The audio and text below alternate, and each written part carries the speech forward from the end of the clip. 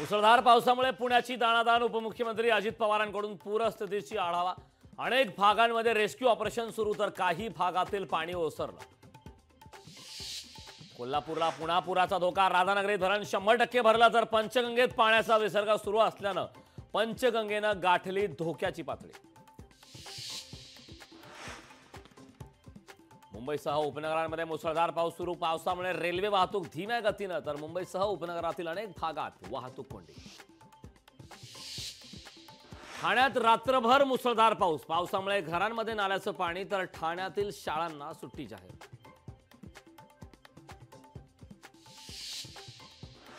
रायगड जिल्ह्यात मुसळधार पाऊस सुरू। जोरदार पावसामुळे सावित्री नदीच्या पाणी पातळीत वाढ तर जिल्ह्यातील सर्व शाळांना सुट्टी। 10वी-12वीच्या पुरवणी परीक्षेला परीक्षा केंद्रावरून न पोहोचलेल्या विद्यार्थ्यांना पुन्हा परीक्षा देता येणार। शिक्षण मंडळाचे अध्यक्ष शरद गोसावींची माहिती। पुरावे असतील तर फडणवीसांनी पुरावे जाहीर करावेत। पुराव्याच्या वक्तव्यावरून देशमुखांचं फडणवीसांना आव्हान।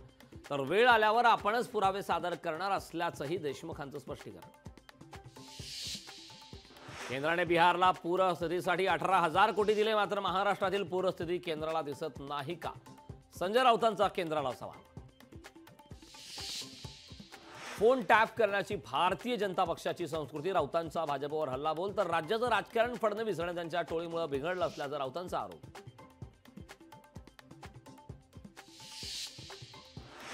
राहुल गांधींवर पुन्हा मानहानीचा खटला। अमित शहा हेट स्पीच प्रकरणी राहुल गांधींना सुलतानपूर न्यायालयाचे उद्या कोर्टात हजर राहण्याचे आदेश। लोकशाही मराठी ऐका, पहा, जागरूक रहा।